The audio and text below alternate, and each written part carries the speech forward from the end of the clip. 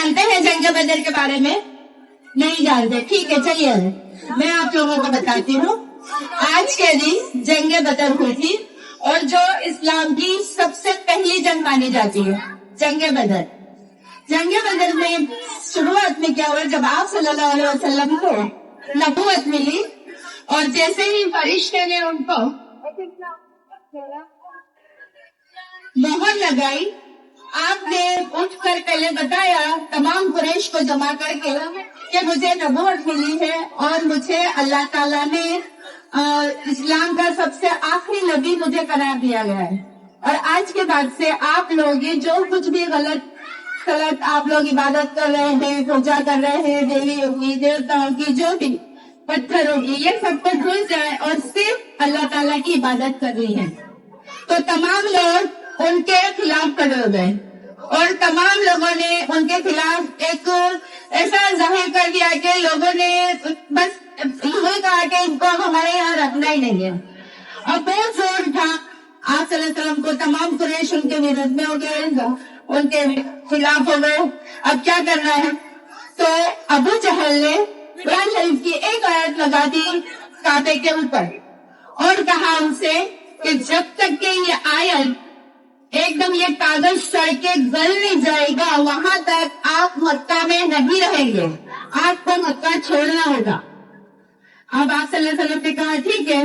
ان کے خاندان، ان کے ساتھ کے صحابہ اور چاروں خلیفہ ہمارے، ان سب کو لے کے آپ صلی اللہ علیہ وسلم ایک پہاڑ کے ران میں چلے گئے.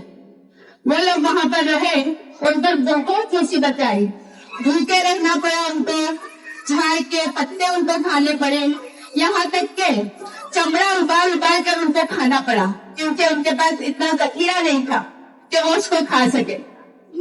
دھیمے دھیمے بچے بھوکے رہنے لگے اور اب وہ کاغذ کی تو گلنے کا کیسے نام لے گا، وہ کیسے ہٹے گا؟ تو آپ صلی اللہ علیہ وسلم کی دعاؤں سے، صحابہ کی دعاؤں سے، خلیفہ کی دعاؤں سے اس کاغذ پر دیمک لگ گئی جس کو ہم ابئی کہتے ہیں، اور کاغذ اپنے آپ ختم ہوا. تب ان کو وہاں سے باہر نکلنے ملا، لیکن یہ شرط کے ساتھ کہ آپ کو مکہ میں نہیں رہنا ہے، مکہ آپ کو چھوڑ دینا ہے. ٹھیک ہے. وہ اپنے ساتھ تمام لوگوں کو لے کر انہوں نے مکہ سے ہجرت کی، مدینہ شریف کی طرف چلے. مدینہ شریف میں جا کر آپ نے قیام کیا. ان کے ساتھ کل لوگ 313 تھے. 313 لوگوں کے ساتھ انہوں نے وہاں پر اپنا قیام کیا، الگ رہنے لگے. تھوڑے دن ہوئے، مکہ کے لوگوں نے پھر سے شرارتیں شروع کری. وہ لوگ وہاں مدینہ میں آ کے 450 کلومیٹر دور گئے مکہ سے مدینہ، پھر بھی وہ لوگ وہاں آ کے شرارت کرتے تھے، ان کو پریشان کرتے تھے.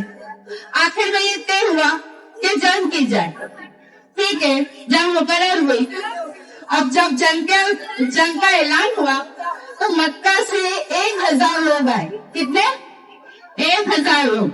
اور آپ صلی اللہ علیہ وسلم کے پاس کتنے لوگ تھے؟ 313. کیسے جنگ ممکن ہے آپ سوچو. پھر بھی وہاں میدان میں کنویں کا نام ہے بدر، اس وجہ سے وہ میدان کہلاتا تھا بدر، اور اس جنگ کا نام بھی جنگ بدر رکھا گیا. سب لوگ جمع ہو گئے.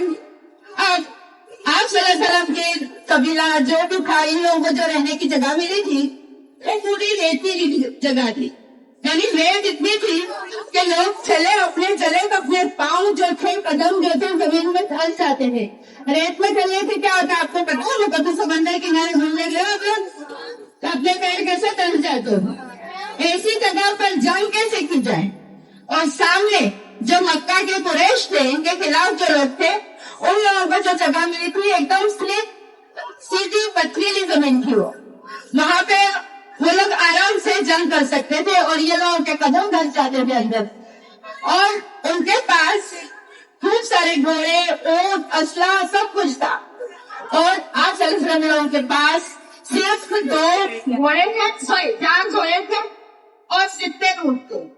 اس پہ یہ 313 لوگوں کو ان کے ساتھ میں جنگ کرنی تھی. خیر، جس دن جنگ شروع ہونے والی تھی 17 رمضان کو، اس دن رات کو یعنی 16 کی رات کو آپ صلی اللہ علیہ وسلم نے دعا مانگی سجدے میں جا کے. یا اللہ یہ لوگ اتنے سارے لوگ ہیں، میرے لوگ اتنے سارے ڈر رہے ہیں کہ ہم 313 ہیں، کیسے ہم جنگ کریں گے؟ سجدے میں سے آپ نے سر اٹھایا، انہوں نے جا کے باہر دیکھا تو ان کو پتا چلا کہ جبریل علیہ السلام پورے جنگ کے لباس میں تیار ہو کر آئے تھے۔ آپ صلی اللہ علیہ وسلم نے اللہ کا شکریہ ادا کیا۔ ان کے ساتھ 70 فرشتے تھے جو ان کے ساتھ آئے تھے جبریل علیہ السلام نے۔ آپ نے اصحابہ سے کہا کہ آپ باہر جا کے دیکھو، لیکن فرشتے تو صرف آپ صلی اللہ علیہ وسلم کو دکھائی دیتے تھے، سب کو نہیں دکھائی دیتے تھے۔ انہوں نے اللہ کا شکر ادا کرنے کے لیے پھر سے سجدہ کیا۔ سجدے میں پھر ان کو پتا چلا کہ باہر دیکھو۔